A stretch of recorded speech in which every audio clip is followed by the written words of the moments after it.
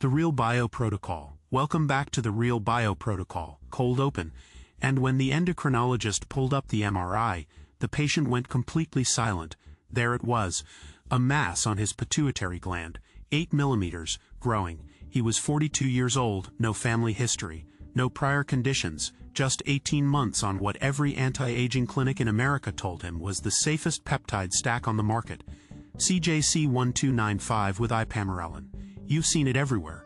The wellness influencers, the longevity podcasts, the telemedicine clinics charging $400 a month promising you'll sleep like a teenager, burn fat while you rest, recover from workouts in half the time.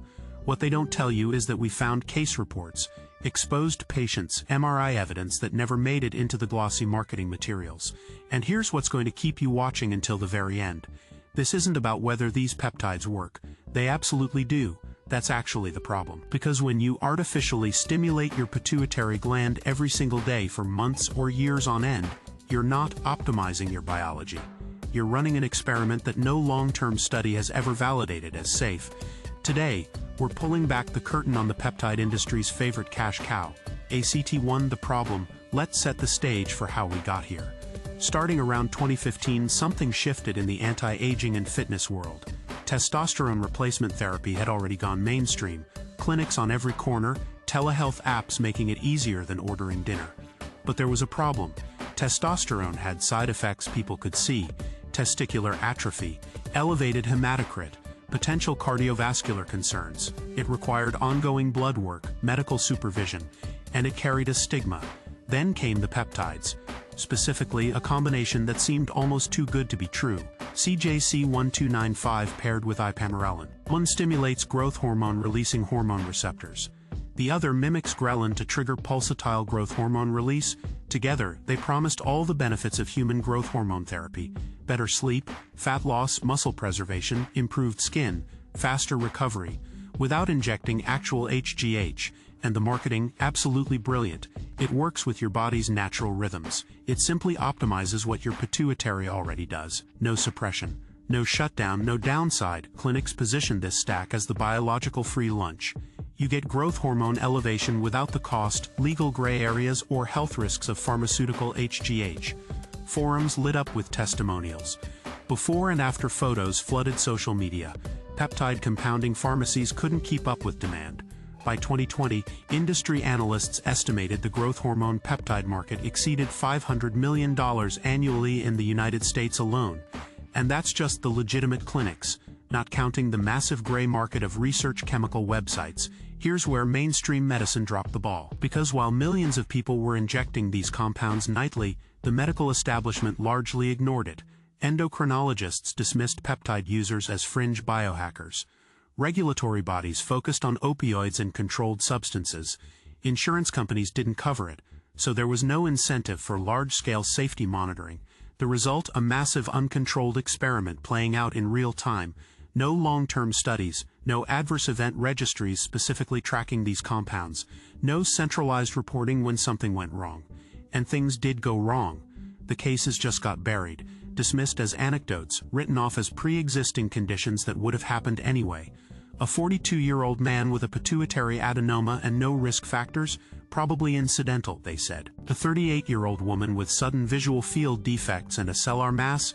These tumors are common, just usually asymptomatic. A 51-year-old who developed acromegalic features after 2 years of continuous use? Correlation isn't causation.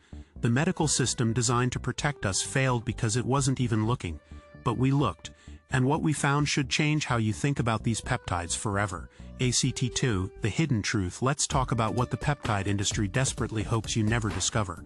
First, a basic biological reality. Your pituitary gland is not designed for constant stimulation.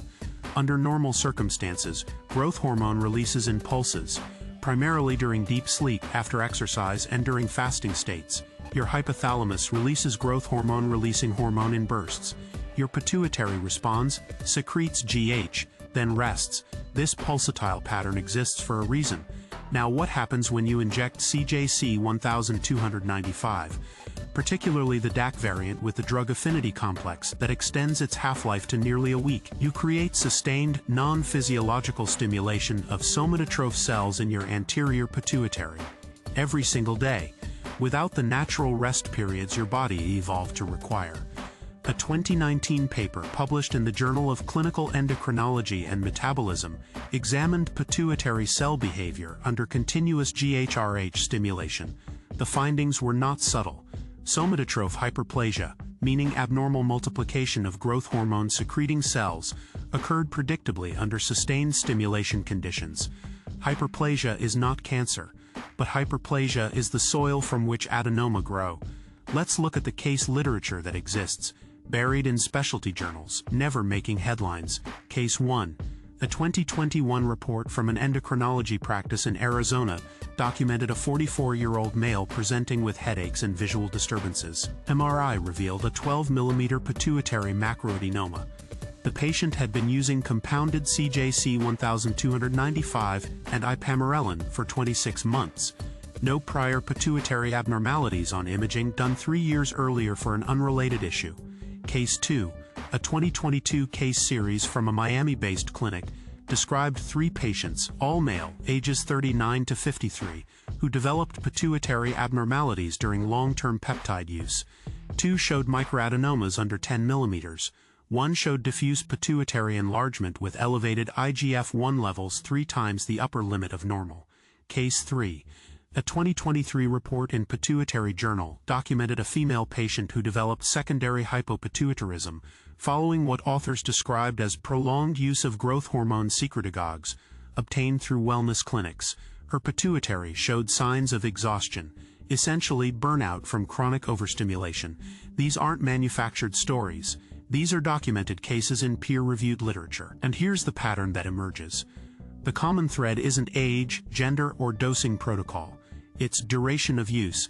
Every concerning case involves continuous use exceeding 12 months.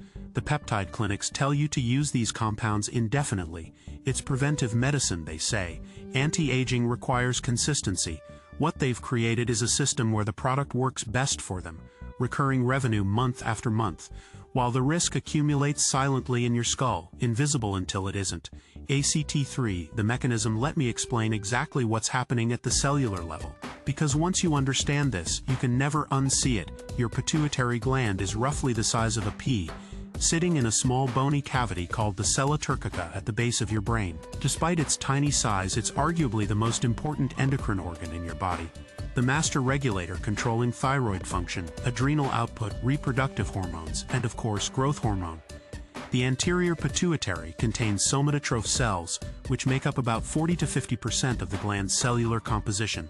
These cells have receptors for growth hormone-releasing hormone, GHRH, sent down from your hypothalamus.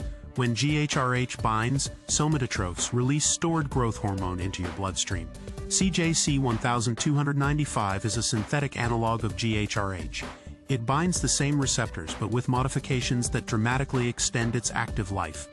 The DAC version, which many clinics use because it requires less frequent dosing, can maintain elevated GHRH receptor activation for 6 to 8 days from a single injection. Ipamorelin adds a second pathway. It's a growth hormone secretagogue that mimics ghrelin, binding to the GHSR receptor on somatotrophs. This creates an additive or potentially synergistic effect. You're stimulating GH release through 2 independent mechanisms simultaneously. In the short term, this works exactly as advertised. You get meaningful growth hormone elevation, increased IGF-1 production from your liver, and all the downstream benefits that provides. But here's what happens when this stimulation becomes chronic. Somatotroph cells aren't designed for constant activation. Like any cell under continuous growth signaling, they face a choice: adapt or die. Adaptation means increasing receptor density, enlarging cellular machinery, and eventually, in susceptible individuals, replicating. This is basic oncology. Cells under chronic growth stimulation have higher replication rates. Higher replication rates mean higher probability of DNA copy errors. DNA copy errors in key regulatory genes create the foundation for adenoma formation. A 2018 study in Endocrine Reviews examined growth hormone secretagogue effects on pituitary cell lines. The researchers noted, and I quote, "Prolonged exposure to GHRH analogs resulted in significant upregulation of proliferative markers including Ki67 and cyclin D1, suggesting potential mitogenic effects on somatotroph populations. Translation: these compounds make pituitary cells divide more. Now, does this mean everyone using CJC-1295 and Ipamorelin will develop tumors? Absolutely not.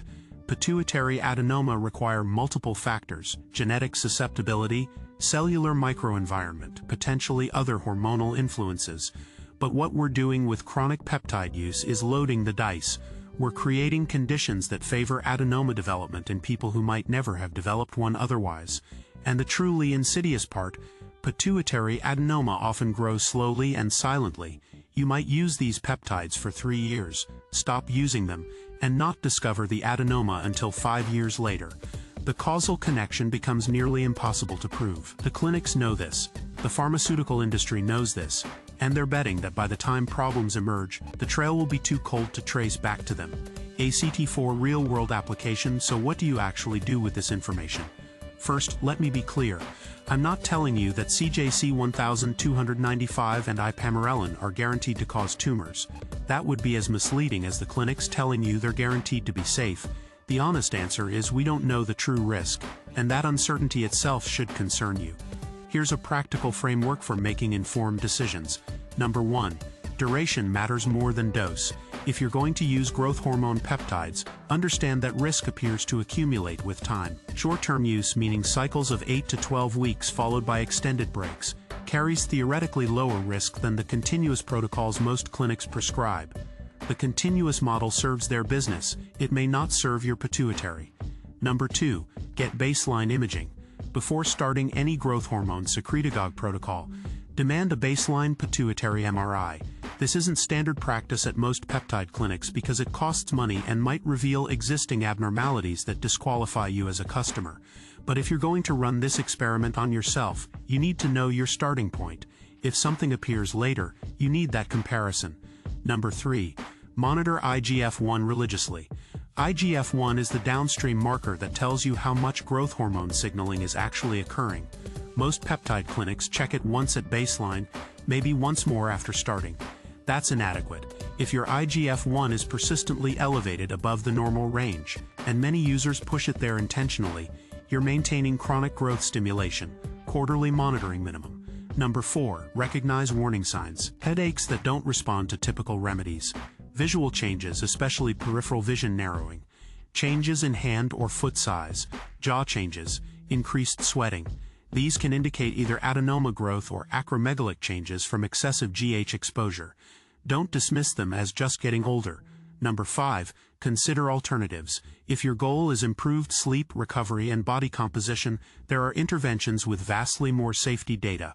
Resistance training itself is a potent growth hormone stimulus. Sleep optimization, real optimization, not just supplements, dramatically affects natural GH release. Intermittent fasting creates the physiological conditions for enhanced pulsatile GH secretion. These methods work with your biology without forcing it. Number 6. If you're currently using these peptides long-term, don't panic but do act. Schedule a pituitary MRI. Get comprehensive hormone panels including IGF-1, prolactin, and full thyroid assessment. Consider implementing cycling rather than continuous use. And find a physician who will actually discuss the risk-benefit ratio honestly, even if that physician isn't the one selling you the peptides. The goal isn't fear. The goal is informed consent. You deserve to know what you're signing up for, not the sanitized version designed to close the sale. ACT5, the bigger picture. Let's zoom out and ask the uncomfortable question: why don't you already know this? The peptide industry represents billions of dollars annually. Compounding pharmacies, telemedicine platforms, influencer partnerships, medical conferences that are functionally sales events. There's an entire ecosystem financially dependent on you believing these compounds are consequence-free. When an industry controls its own narrative, safety signals get suppressed. Not through conspiracy, but through incentive structures. Clinics don't report adverse events because there's no requirement to, and every reason not to. Compounding pharmacies don't fund long-term safety studies because the results might be bad for business. Physicians prescribing these compounds often have minimal training in endocrinology and maximum training in sales. The FDA could intervene more aggressively, but peptides exist in a regulatory gray zone that makes enforcement difficult and politically unpopular. Going after anti-aging medicine looks like going after people trying to be healthy. Meanwhile, patients bear the risk. This is the pattern we see repeatedly in medicine and fitness. Hormone replacement therapies that were completely safe until they weren't. Supplements that were natural and harmless until liver failures emerged. Training methods that were optimal until the joint damage accumulated. The common thread: commercial interests controlling information while individuals absorb the long-term consequences. Your pituitary gland is irreplaceable. It sits millimeters from your optic nerves and critical brain structures. It controls nearly every hormonal system in your body. Treating it as a target for indefinite pharmacological stimulation based on marketing materials and short-term studies is a gamble you were never adequately informed about. Until now, the science is out there. They just don't want you finding it. That's why we're here. This is the Real Bio Protocol.